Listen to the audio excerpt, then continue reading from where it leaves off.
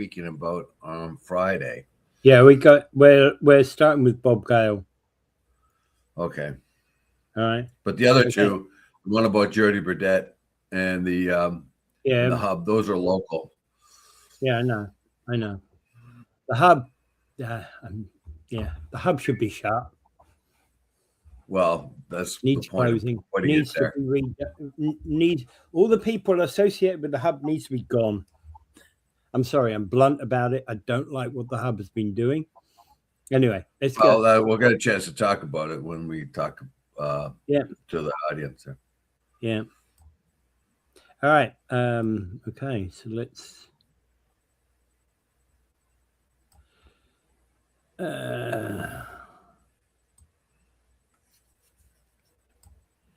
well, we got four local articles anyway, okay, today. Okay, let's start at the very beginning with this one. Bob Gale lists 4 areas that are off limit for further reductions. These are social services, public health, long-term care, and homelessness. And the reason he's saying this is because at the moment they're provincially mandated or heavily regulated, or politically sensitive, already under a heck of a lot of pressure from inflation, staffing shortages, etc. All right. So these areas are social services, public health, long-term care, and homelessness services. Well, so what do you think about that? You think Bob Gale? Okay, I think he's taken the bull by the horns. Give your opinion now. I think he's taken the bull by the horns, to be quite honest. I'm glad to see this. Very often, there's a lot of, very often these are the areas that hit first on cuts. Yeah, well, I'm not so sure. It's kind of like it's an unwishy-washy way of saying it. Well, this is where we can cut. This is where we can. Yeah. And it goes into, again, talking about the police budget and how huge that is. And the legacy of the police budget goes on later to talk about that and how much incredible money it sucks out of the system. And that 90% of that budget is wages and other collective bargaining, like pensions and all that. So when you actually do look at the police budget, you think, can you cut back? And you find out that 90% of it's untouchable. What are you going to do? Mm-hmm. So there's going to be an increased problem, I think. It's going to be an increased problem over and over and over again, because that police budget is just going to continue to grow, and it's going to be something that is incredibly huge and not only unsustainable but unassailable. Nobody's going to be able to say, okay, you can't have this and you can't have that. Yeah, that's my issue here. We all look at the different issues here that Bob Gale says that are untouchable, like the housing, the homeless and health and so on and so forth. Yeah, sure, they're untouchable, but and the police budget's untouchable. So what is touchable? No, I actually you're going to start laying off. You're going to start laying off snow removal crews. Are you going to start laying off cemetery workers? What else is left to you to do to cut back? Yeah, it's a very problematic area, and it's about talking here. He's talking about a line-by-line review focused on corporate and non-mandated services. Yeah, so social services, public health, long-term care, and homelessness, they're off, right? And a little later on in the article, the police budget pretty much off too. No, can't touch it. So tell me where you're going to go. Where are you going to go with this? Well, in reality, I think you need to dive down into the police budget. It's a high percentage of where we go, and we also need to, probably need to be looking at the regional transit budget as well. The only thing it's really telling you here is that big tax increases are unavoidable. They got this one down from 10% down to what, 7% or something like that. Yeah. Overall. And what it's telling you is basically, we looked everywhere. There's not much we can do. You're just going to have to eat the big tax increases year after year. What's all that about? If nothing's touchable. Now, the social programs that Gale has talked about, now he's a guy, that he's a guy that's a no nonsense guy when it comes to money and stuff like that. He's come on down hard on all kinds of wastes of spending, including Made of the Mist way back when, and all kinds of things. He saved a lot of money. He's looked hard at budgets. He's a businessman. He was a cop and a businessman. So that he has sort of, he could see the police point of view, and he because he was a cop and he was a businessman. He ran gas stations until recently his family sold them. So from his perspective, that he's not inexperienced in this area. And he's come down saying, there are things that are sustainable and unsustainable, and these social services, we can't touch them. The homelessness. Well, for one thing, the homeless thing is just increasing all the time. Yeah. And in another article we have posted here, it tells us that most of the people on that are homeless are actually getting some kind of funding from the government, ODSP or whatever they're getting. So how do you work with that? These problems are kind of, seem to almost be beyond the city councils and regional councils to even factor in. They almost need a supercomputer to help them out, trying to figure out how to budget the best way to do, because they seem to be beyond them right now. And like, I'm being a little bit facetious here, but yeah, I get it. You know what I mean? Well, again, so my question to you is, what are we going to do about it? Like, what is the region supposed to do about it? What it tells me by the article here, the undercurrent of the article is, well, just get used to tax increases of this much. Even though Gale says in the article that the average taxpayer, there's only one taxpayer, and that taxpayer is being squeezed from all sides. Yeah. They're squeezed by the federal government, the provincial government, the municipality government, and we're exhausted. Give us a rest. And in Niagara Falls, our own Niagara Falls, or the region and Niagara Falls are all squeezing us from all sides. Yeah. And saying, and in fact, the city council is even reinventing how they're telling us how our increases, by saying it's not telling us the whole increase is 4.5%. They're saying, oh, well, we got a 2% and a 2.5%.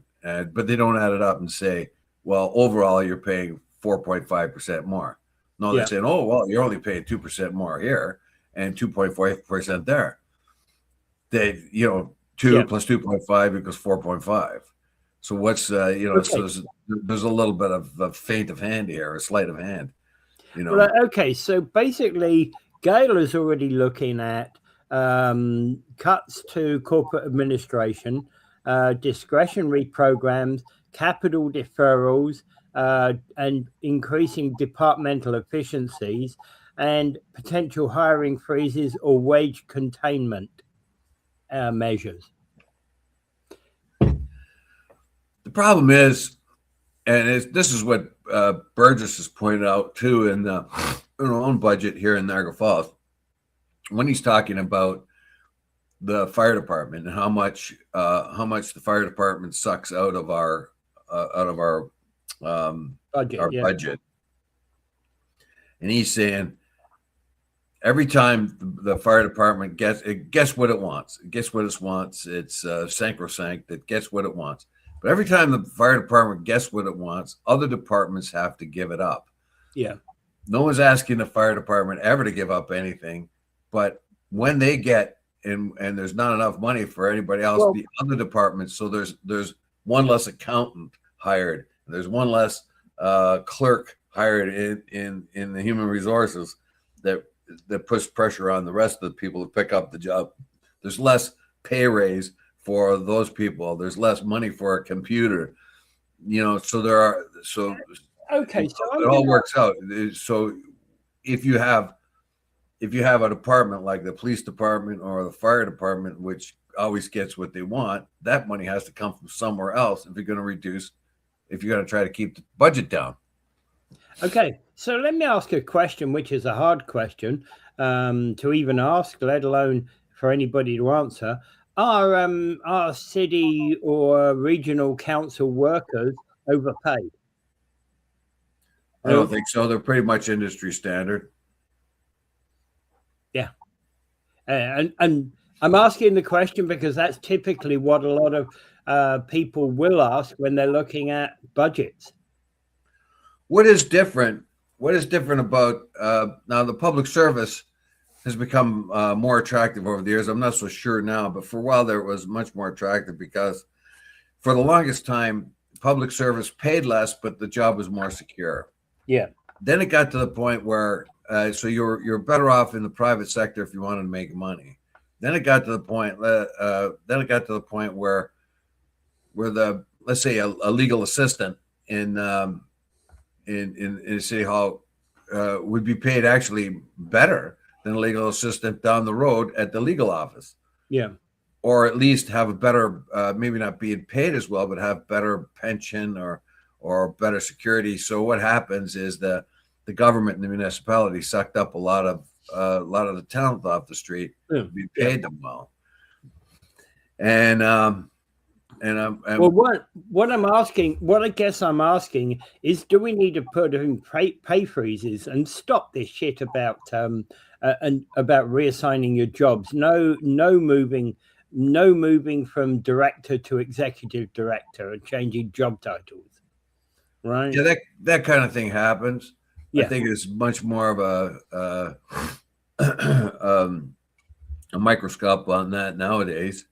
The last time they did have a wage freeze, that's exactly what happened to the executives in Niagara Falls. They changed their name from director of human resources to executive director because the name change came in that brought wage increase.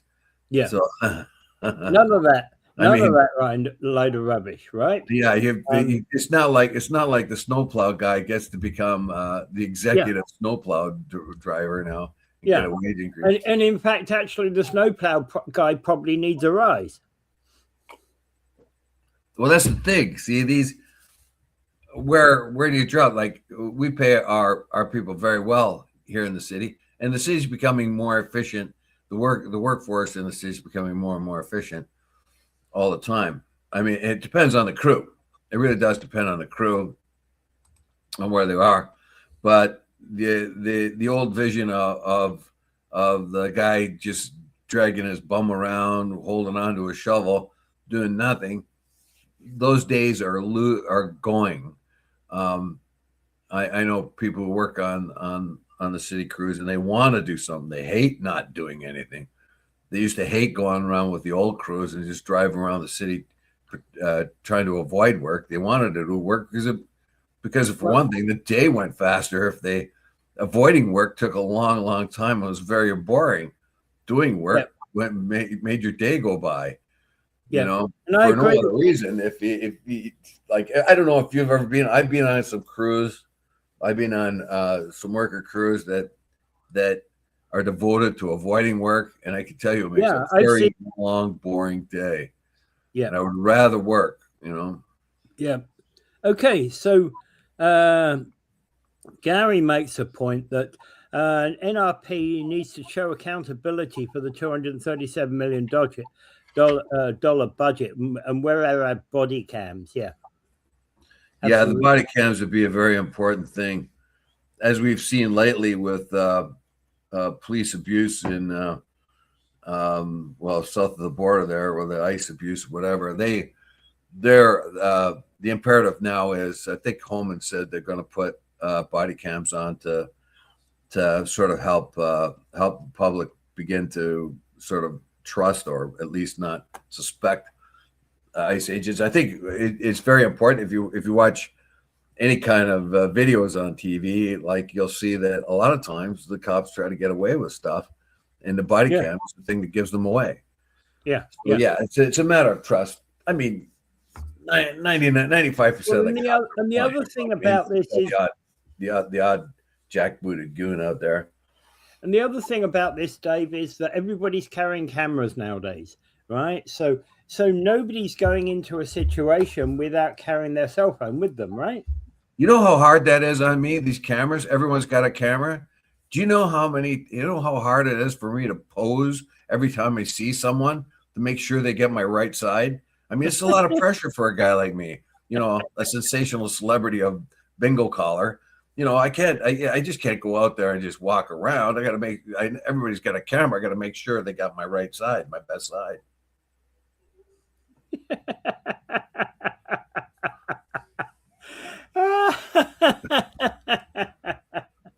Yes, Dave. I think everybody should have a warning. Have a warning. Say they have to tell you, yes, Mr. Wheeler, Dave, I'm going to be taking your picture again. Yeah, they let me know ahead of time. Right? Yeah, we can all cater. Like a smile, right, the right way. So we can all cater to your delusions, eh? That's all I got left, man. My delusions. Don't pop my bubble. So mayors on regional council automatic but they should get paid extra. No, they should not get paid any extra for this. And the only reason that the mayor is on regional council, in my view, is because if there is a question about Niagara Falls or St. Catharines, you're going to ask the mayor. Right? They shouldn't be paid any extra for being on regional council. And they shouldn't have. That's the only reason they're there, is to answer questions. Is that all? They're not involved in the in voting or whatever else, or coming up with policy or nothing? They're just there to answer questions about Niagara Falls. I think they're probably. I don't know about that. Yeah. All right. But you see, we're going to look. This is what February 12th. This is coming up. Yep, regional council. So we're going to hear more about it by Feb 12th. Yeah. Anyway, maybe we could segue to the Joedy Burdett story. No, I'm going to move now to Niagara. Yeah, okay. Actually, I was moving to the rising unhoused population tied to low social assistance support payments. Okay, we moved there because it's sort of connected with the budget. But so it seems to be massive inefficiencies, and this is something that's kind of, you pull your hair out. Most of the people who are unhoused, 92%, I think it says in this article, are collecting some sort of money, some sort of ODSP, some sort of government funding. Yeah. Now, of course, that government funding is very low, and it's very hard to find places to stay with that kind of money. And if you're on ODSP or something like that, there is regional housing that you can get eventually if you put your name on a list. I know somebody that was on that list, but passed away before the. Anyway, I won't get into that. But so they are surviving. So you wonder how they survive out there. Well, they do to get money. They do get money from the government, and they use that to survive. They don't have enough if they have a drug habit or something like that.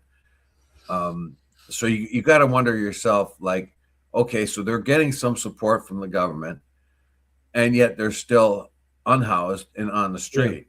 What is going wrong? Basically, they're saying that what the numbers are showing is back in 2019, there were 600 unhoused residents receiving government help. And by August of 2025, there were 1,024. And by September 2025, they're saying 1,123 people were experiencing homelessness. I think that figure I've seen that figure much higher, more about the 14 to 1600 level. Well, I don't. Oh, shoot. But that's not to say every person who's homeless is receiving benefits. They're not. Geez, I got a problem here with my damn phone. And 90% of unhoused individuals are receiving some form of government assistance. And this basically tells us a couple of things: that the region's deeply involved with sustaining this population. I don't know about sustaining, or the crisis is not limited to people falling through the cracks yet. It isn't limited to people falling through the cracks. Yeah, I can't get that that article up now. I was reading it before, but I can't get it up to reference it now. That's the one in the Standard, yes. Yeah, it. I've got a subscription to the review, and the one you sent to me was the Standard. So let me read it.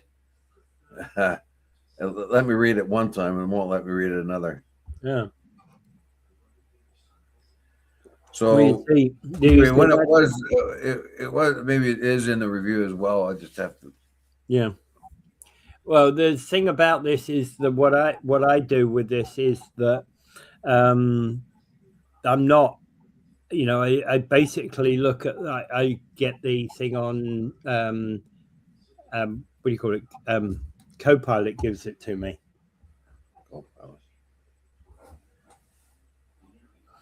Anyway, so does this basically we were talking about budgets just now, and homelessness is one of the fastest cost drivers in the region budget, of course, and demand is rising faster than population growth and housing supply or shelter capacity. So how are we going to respond to this, given what Bob Gale has just said about that's the point. We talk about this endlessly. We have talked about it endlessly for years. What is the solution? What can we do? It's just I don't know, maddening, really. And I'm trying to find that article. It's got similar articles that St. Catherine's has, but and one of the big problems that we're seeing. Here it is. Yeah, it is in the Niagara Falls Review as well. So the rising unhoused population tied to low social assistance support. So the complete are like I don't know what you got out of the article, but it says here that nearly 95% of the people experience homelessness in Niagara receive some form of government assistance. Yeah. And so why is it failing? Why are these people unhoused when they are getting? And actually, the brief that was being written by a Toronto-based human rights organization, Maitri, says it's called "Designed to Fail: How Ontario's Income Security Policies Create and Perpetuate Homelessness," and highlights compounding issues that led to increased housing, including stagnating social assistance rates and skyrocketing housing costs. Well, basically, yeah. So you are giving social assistance that's very low, and you're giving and housing is skyrocketing. Of course, this perpetuates homelessness because once a person becomes homeless, as I talked to two homeless people a few years ago, I remember them telling me this, that once you're homeless, it's almost impossible to crawl yourself back into getting a home because now you're getting a limited amount of money, and you everything costs so much. You got to put your name on a list to get a house or get a nonprofit housing where that they can use your ODSP to pay for, so that it will go by your wages that you get or the money that comes in. But that you need a 5-year wait to get on that. And if you get on that, you have to have a permanent address to which they can communicate with you. So if you do not have a home, how are you going to have a permanent address to get on the list? Yeah. How do you do that? Yeah. And here's the post office boxes, as far as I know. Here's a question for you, right? So Ontario Works shelter allowance for 2 people is $642. ODSP shelter allowance for 2 people is $941. So how are you going to manage to be able to pay for any rental accommodation when that shelter allowance is way below the the average cost of housing in the Niagara region? And look here, it's almost doubled the amount of unhoused people from 2019 to 2025. Yeah, it's doubled. yeah. The amount of homeless, unhoused. They call them unhoused now. They never know what to do. They say, well, homeless is a derogatory term, so you can't call them housed. You could call them temporarily unhoused people or something like terms like that. But they always get these big awkward terms. So now we call them the unhoused. Pretty soon that will be a derogatory term, the unhoused. So you won't be able to use that. So I don't know. Stick with homelessness. They do not have a home. They are homeless, right? The 96%, like I said, 97% of them get some kind of money. Brock University adjunct political science professor. Here you go with all these experts, and they're not really doing much help, are they? They can tell you the facts and figures, right? But what kind of help are they doing? Like, what's your opinion of the Brock experts? But again, an OW. What do you think of what they said about this? Yeah, but again, let's be blunt about this. An Ontario Works benefit recipient could give you an analysis of the figures as well, Dave. Well, yeah. So we have these experts. Yeah. Coming in, and you got these government or university experts and government programs, and it says there should be increases in of course they get the should be comment, which just drives me crazy. There should be increases in ODSP and OW, Ontario Works. Minimum wage needs to increase, increase to a living wage.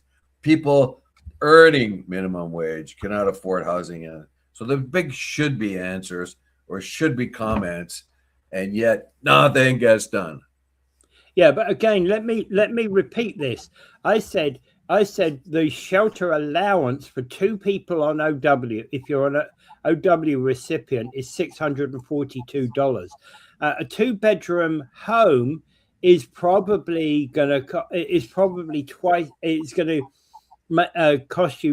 set you back twice that or more. A 3-bedroom home might well be $2,500, right?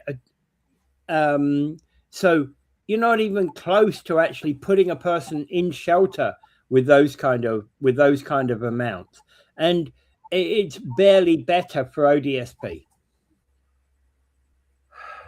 Well,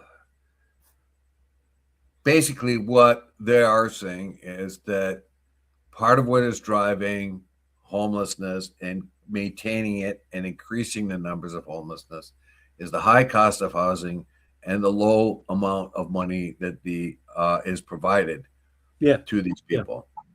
However, it is very hard to get these people off the street and into comfortable housing because quite often they just don't want to go there. There is a mental aspect of all this. If you look at the dollars and cents alone, you are missing a lot. Because yes, somebody on ODSP or OW is not making a whole lot of money.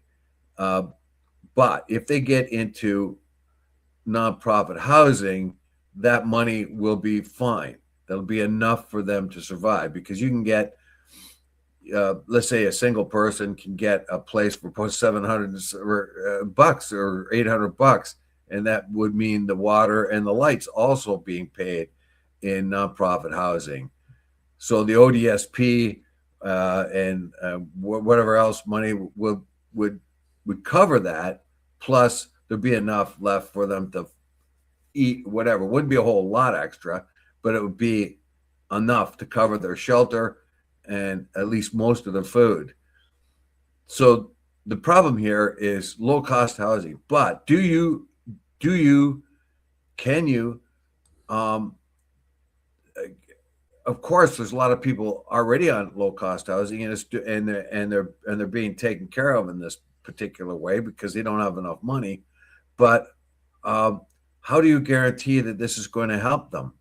How does it guarantee that if you take their ODSP, they're going to actually pay their rent? I mean, that kind of thing. Yeah. Are they going, or are they going to behave themselves once they get into a building like that? These are all questions being asked.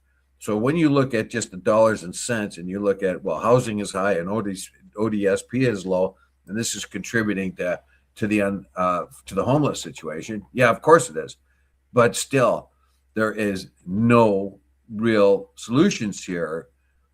It is a fact. So what are you going to do with that fact? And I'm getting frustrated daily by experts and others. This is what we got to do. This is what we got to do. And we've heard it for 10 years. We've heard the bloody. Actually, I'm going to 10 years. It hasn't improved. I got to make this comment here. Chris Simone is basically saying we're talking like the people on welfare are stupid. I don't think either Dave or I are talking that way. No, I'm not. I'm not talking that way at all. We've had people on welfare in our offices. We have got clients who are on welfare, and many of them are highly intelligent people. They're just stuck in a system because they're disabled. They're stuck in a system that doesn't help them.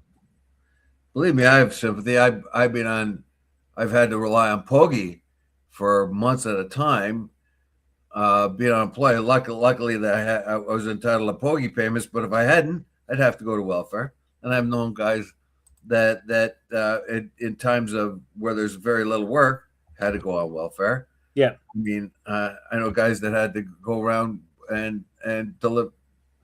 Didn't even have a car anymore, so they had to go around delivering pamphlets when they used to still do that, and try to supplement their income that way. So the main thing, the takeaway here is, yeah, they're not stupid. They're made up of but what is among the homeless, we have a large percentage of them. This is what we're told anyway, Chris. A large percent of them have mental health issues, and a large percent of them have addictive problems, drug addiction. So when you have drug-related problems plus mental health problems, and one contributes to the other, what came first, your mental health issue or your drug issue? Or did the drug issue bring on your mental health issue? Or did your mental health issue bring on your drug dependence? Yeah. Those are part of the situation. We do know that we are often told that the homeless are very difficult to deal with at times. And here's another. We do know they made a heck of a mess anytime they're in the St. Andrews Hall there. If you wanted to, when they opened up the St. Andrews Hall to the homeless, the staff there were kind of impatient with them because they made a big mess. Every time they went there, they couldn't behave themselves. Now, it's not every one of them, but it's enough of them to be problematic. Can I point out something that Chris has also said? Why don't we have recipients running things? Yes, absolutely. Right, get them out of being ineffective and useless to doing something, and I think that'll be a sea change in how they see things. Well, with all due respect to Chris, and it's a good idea. I'm sure somebody's already had that idea, probably 100 times over. I know any kind of idea I've had about the homeless, I find that somebody's already thought of it 10 times over or more. And the problem is we don't know how to solve this problem. And like I just said, for the last 10 years, or for as long as this show's been on, or Paul Lemire's show has been on, it has been a constant and forever topic. Yeah. And it's massively frustrating. And all of us Seems want to do never something. to be a solution. And then you get the article like this we have here that says should be, should be, should be. Yeah, well, I'm a little tired of should be, should be, should be. This should be done, and that should be done, and this Yeah. should be the way it is. And Okay. yet, there really is no resolution, is there? It always bounces Gary. back to where we are. Yeah. Gary makes a point. He doesn't remember seeing these issues in the 70s and 80s. Did you? No, you didn't. There was always the odd homeless guy that you come around, the beggar on the streets of London, but not to the extent that they are today. Absolutely. Right. Well, they all moved here from London, I think. I don't think so somehow, but yeah, it feels like that sometimes, right? Yeah, there's always been a homeless problem, and I remember listening. I was back in the 80s or 90s to a radio program where they did actually talk to the homeless people that did exist in and around that time, which was very little. And most of the people then were just people really down on their luck. Yeah, you mean you get the odd wino and things of that kind, that kind of thing. The step over on the street drunk, or the madman, or somebody, right, was homeless. So it was easy to deal with them because there wasn't that many of them.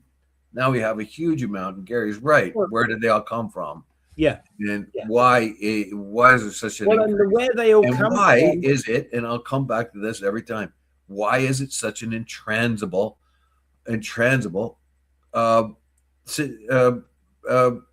phenomena? Why can't it be solved? Why is there not a solution?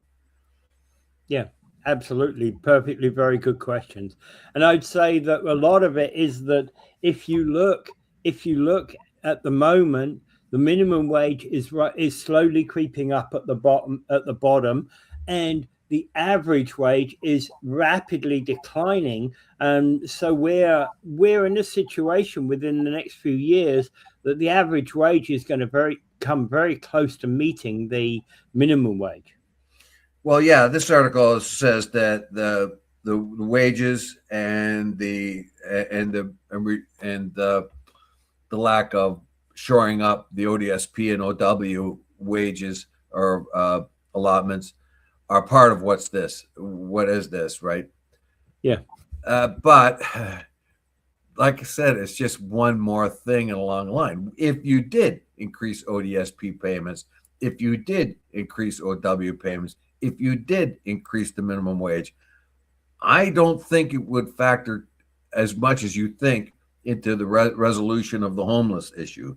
You may have a few less people joining the ranks of the homeless because they were able to survive somewhat. And definitely high cost of housing and low wages and things like that perpetuate this or precipitate this. But in the long run, the homeless problem is about mental illness, and it's about drug addiction. And that sort of thing is what has made the homeless situation much different than the 70s and 80s. Now, definitely in the 70s and 80s, we had a much more confident middle class, and that may have helped with the mental health of people. But absolutely. Yeah. And we always had the occasional homeless, but it was not in the scale that we have today. No, there's definitely a different phenomenon going on, and of course it has a lot to do with substance abuse and the new kinds of drugs out there, the zombie drugs and whatever else, All right, so let's move on to Joedy Burdett. Hang on a minute. The homeless problem is that we stopped living together. In part, yes, Chris. Okay, let's move on to the Joedy Burdett issue. City Council denied resident Joedy Burdett an opportunity to speak about the 2026 operating budget. So he's due to go into the city, I think, tomorrow, and they won't let him speak on the budget. Yeah, so this is where this is the issue which Gary and others brought us back down to earth we like to talk a lot Well, about what's happening offshore. we did talk about this last week. We did Yeah, talk we just touched upon it. We just barely touched upon it, and we didn't even have it in our list of articles, right? And the reason why we talked about it is because we had to look it up at the time. So yeah, so this brought us back down to earth, and I appreciate that from our listeners. Hey, what was happening in town, basically, rather than what's happening in Minneapolis or whatever else, or in Iran. But the thing here is that Joedy Burdett has cost the city a lot of money in integrity commission fees. And that seems to have set up a bunch of resentment among the councilors. And so Joedy Burdett has had a rather extensive look at the budget, and he's had a bunch of proposals, and he wanted to review them with the city council. The city council sort of seems to be, according to the article led by Vince Cario, decided that they don't want to hear from him. So my question is that even legal? Doesn't he have the right to He does. He does, but I understand where the city is coming from, because they're basically saying that why should you get the right to speak if you've been causing all this trouble already? But again, okay, what's to stop somebody like you or I going and picking up Joedy Burdett's speech from Joedy and actually giving it ourselves? I suppose so. Do you plan to do that? No, I'm not saying I do. I'm just asking the question. So I don't think anyone else plans to too. No, they could. I mean, that's for all the people, and I'm kind of one of them. Is you can't object to a citizen who's done a lot of work studying the budget, and from coming forward and speaking. Now, if Joedy Burdett had not been have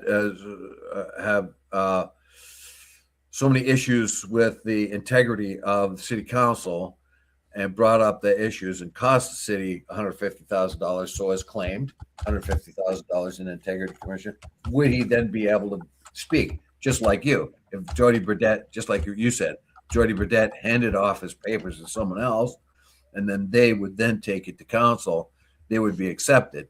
So because Joedy Burdett has been a nuisance, and I put italics around nuisance, in their view, they don't want to talk to him. Now, the way Vince Cario talked about him, I don't think we all want to talk to this guy. It sounded like it was finality, like don't let this guy in here anymore. We're tired of listening to him. Now, Bill Mattson, who is the city clerk, said he took it as being this time only, and Mattson said this is a unique situation where somebody's actually being denied the ability to speak, to delegate, and in his view, it was probably just for one time only. And the only one who voted against this was Lori Lococo. I think she's the only one that has a clear vision of what democracy is all about. Yeah. Even if Joedy Burdett's a big pain in the neck, and if they feel he's going to be a big pain in the neck, but he's done a lot of work, evidently. And I listened to the Paul Lemire show there, the one I think from Thursday, and Paul goes into a little bit more detail that Joedy's put a lot of work into studying the budget. Joedy has appeared on Paul's show. I know in the past. I'm not saying recently. I haven't looked recently, but I know he has in the past. Yeah, Paul's view of Joedy's improved quite a bit. I remember early on we were kind of almost making fun of him because here he goes again. He has the shadow counsel kind of thing. But then a little later on, Paul investigated Joedy, had him on the show, listened to him more carefully, and saw that he did have some pretty good points there. He may be wildly eccentric, or not, maybe not wildly eccentric, but somewhat eccentric, or come from a different view. But he has put a lot of effort into trying to participate in the best he can in local politics, which means a lot of time and effort. Yeah, so the next city council meeting is February 10th. Not tomorrow, February 10th. Yeah, well, so that I missed the last one actually. And yeah. Oh well. So poor Joedy here. Like, in reality, there's one person on city council, Laura Lococo, again, right? She seems to be the only one that has the gift of character to be able to see. Okay, I can see her, even herself, probably thinking, okay, Jody's going to maybe ramble, or Jody's this or that, but to say that we can't listen to him, like we shouldn't listen to him, we should ostracize him. I know the guy, a lot of councils be fed up with him or whatever else, but are they really even listening to him? Does he really have an idea that could help? But again, and he himself said he was not going to go through his huge amount of paperwork that he submitted. And Cario says, "Oh, we read his stuff," and Paul pointed out, "No, it's a lot of stuff. It's very unlikely they read his stuff." I'm sorry. You said Cario said that he'd read his stuff. Cario has a reputation for breaking the seal on the council agenda 5 minutes before the meeting starts. He doesn't read anything. Well, I don't know what his quote is here. I better find it so that I don't misquote him. I have to get the article up again. Damn it. You know, anyway, Carrier's got a reputation for not reading a damn thing. He votes on staff recommendation every single time. Yeah. So, it says, this is the gentleman that's cost our taxpayers over $150,000 in frivolous and vexatious reports to the Integrity Commissioning. Yeah, that may be true, but do you still have the right to shut him out? I don't want to listen to this guy. I'd like to make a motion that we do not entertain Mr. Burdett. We already read all his correspondence, so I doubt that he did. According to Paul, it was quite voluminous, Joedy's correspondence, and that Joedy was only going to address the highlights of it during the video call when he addressed the council. Yeah. And we know that Burdett who's being I asked this question, who's being vexatious now? Yeah. And we know that he's been a persistent critic of the city spending and lack of transparency. He's been often putting up papers to the city, and he's pushed hard on issues like policing costs, tourism subsidies, and accountability. Right? That's what Burdett has been doing for quite some time. And has he been disruptive sometimes? Has he, I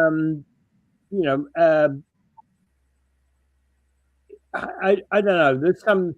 Is he subject to criticism? Absolutely, right. But then so is everybody who puts their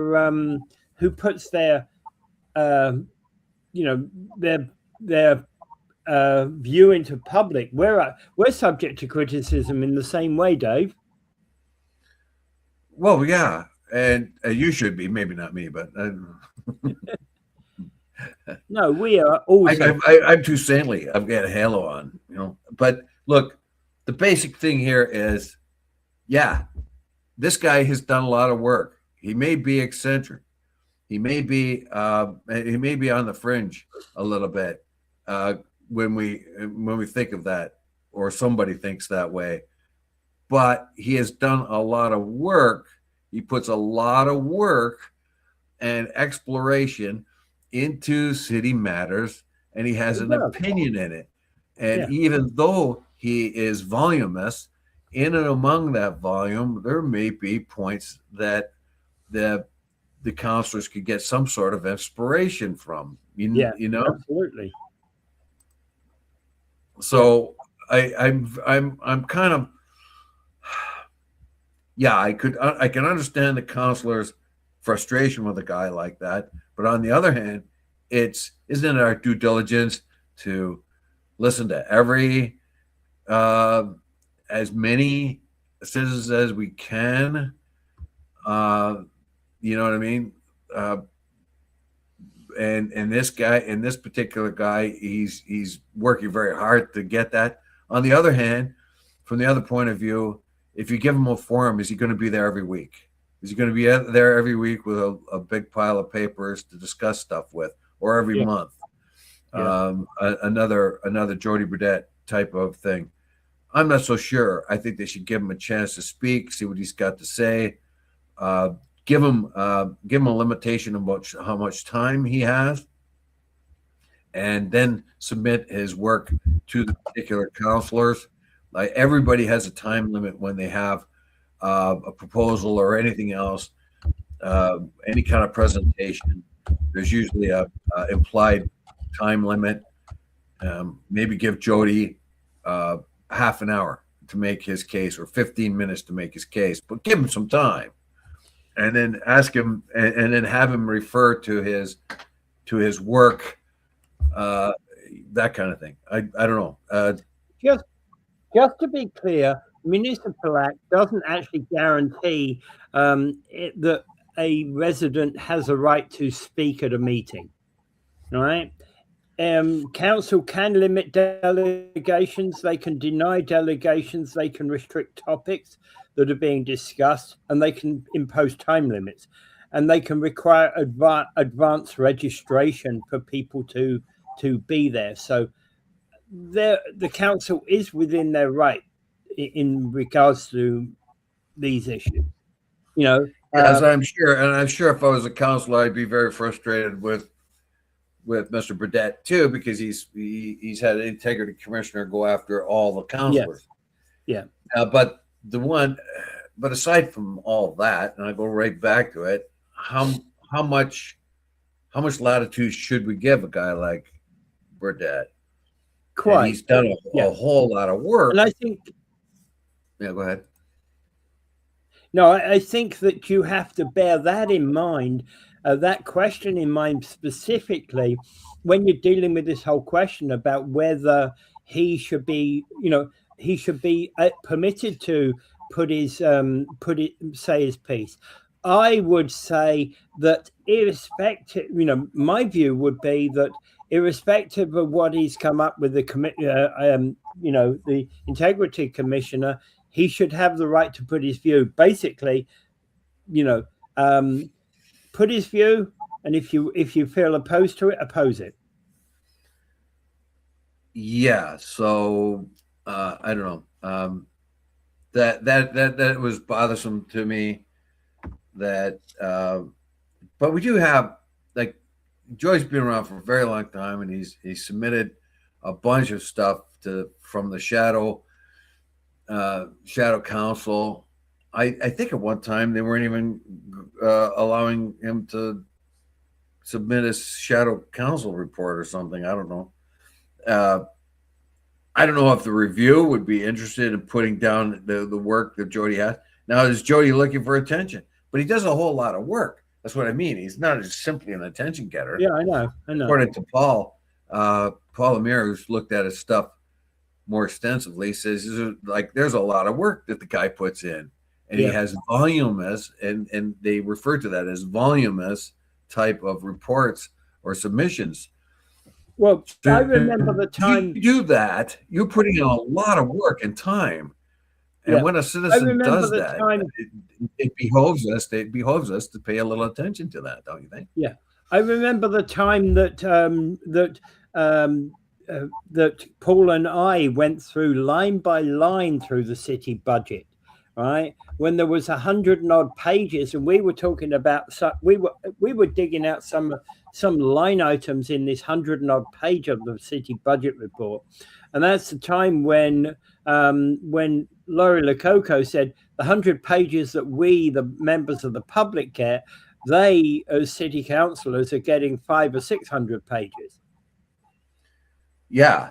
Yeah. And you can get that if you want it. You can get that if you want it, but good luck in getting through it. Well, it's really quite, we went through and broke down a lot of these 100 pages, and we come up with alternate suggestions. But the trouble is, it's very difficult to break that down, given the time, given the 1 hour we had on the show. It was probably half a dozen suggestions that we came up with at the most. Yeah, well, here's this Joedy Burdett, and he's doing all this on his own. Doing whatever research he does and coming up with reports and submissions and everything.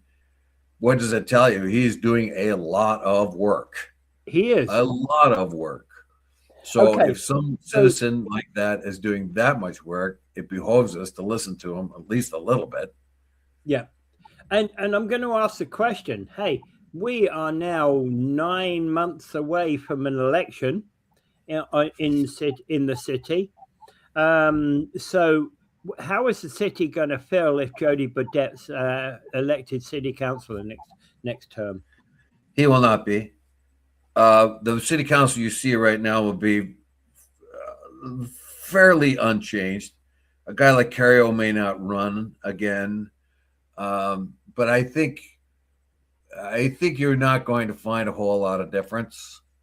And even if you do have a few replacements there, the general culture of city council will not change. And I hate to disappoint Paul or anyone else about that, but that's the way I see it. I mean, I could be wrong. Yeah. And King Jim's going to be King Jim anyway. Like, basically, no one's going to unseat him. But a whole lot would change if Joedy Burdett were elected. He'll never get elected, so I don't even think it's. He's too. He's viewed as, and I'm saying this as, I believe it's the general impression by the city residents that he's a bit too eccentric to be a city councilor. Whether that's a fair assessment of him, I won't say, but I believe that is what the impression of the average person is in the city. Yeah. All right. Moving on to our last topic of this, Innovation Hub is to get 700,000 from Niagara Falls. I know we've only got 2 minutes to discuss this. Well, this is another thing that Paul brought up on his show, and I should tune in a little bit more often. I forgot about it. Yeah, I've just been too busy the last few weeks. Ever since Christmas time, I just kind of looked at it briefly here and there. But so when we got the kind of wake up call last week to kind of zero in on city stuff and our regional stuff, that's the first place I went, and he pointed that out too in his show, that $700,000 is going to the Innovation Hub, and we have a mixed view of the Innovation Hub. Yeah, one says it's a great thing, and it's helped a lot of startups, a lot of innovative companies, a lot of people are getting jobs from this, and a lot of workers being helped out. But Paul points out that some of these companies that do get a lift, they don't even come from here. They start here and then they go off to where they want to go. So basically, if you go off to Kitchener-Waterloo or something like that, well, why don't you go to the Innovation Hub of Kitchener-Waterloo? So you come down here, take the advantage that we have, that the money that we have from the OLG for the Innovation Hub, and which is about half of the whole budget, and then see the companies that you've helped move. Now, of course, they say a lot of them stayed here. There are people, oh, it's a wonderful thing. But the main thing continues, what are they doing? How are they doing it? How are they spending the money? And what benefits does the city reap? Yeah. you've got the mayor saying, "Oh, it's wonderful, and we reap benefits." Well, in business, but show me what business. Show me the sheet, the benefit sheet, because with anything with business, there's the spending, you've got the profit and loss statement. Let's see that profit and loss statement. Let's see where the successful businesses are. But my problem with this has been the history of this. It's never shaken off that Spark Niagara issue.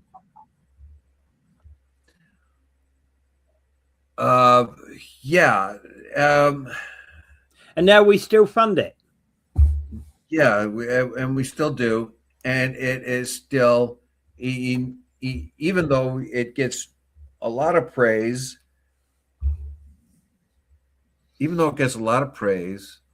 we are still sort of dumbfounded, flummoxed as to what it's doing. Of course, anyone here in the city, if they feel that money is going to benefit our own city, and help a lot of startups and help a lot of companies begin, yes, very worthwhile, extremely worthwhile. Yeah. But if you come here to build your business using our funds from the OLG and then go off somewhere else to pursue your business interests, what benefit has that helped us? Now, I have no objection to having someone come here and using those facilities and moving somewhere else, but they'll have to pay. They'll have to pay, or their own city will have to pay. They should pay it back. Or they pay it back, or whatever. Yeah. I mean, you could start a much bigger hub, Ontario-wide hub, basically. The very idea that we have a hub, I wonder what other cities have a hub like that. There is one in. Can we compare it to the hub of Thunder Bay? Can we compare it to the hub of Sudbury? Yeah. Who else has a hub like this? Yeah. And for example, St. Catharines did at one time, at a time when Niagara Falls did not. What happened to it? I'm not entirely sure. I don't know the latest on that hub that used to exist in St. Catharines. I know that it's no longer in the building it used to be in, so it may no longer be in existence. Well, how can we compare it to that hub failed? If it's no longer around and you can't reference it, it's gone. Yeah. So what other city has a hub like ours, and what do they do with it? And how can we compare it to another hub? Now, this might be a very unique thing. I like that. I like the question, and I don't have the answer, but we're going to have to kind of leave it at that point, at this point anyway. And before I go, I'm going to bring up Gaza again. They're killing people again. They killed a bunch of people, and the Rafah border's only been partially opened for people to go out to get medical treatment.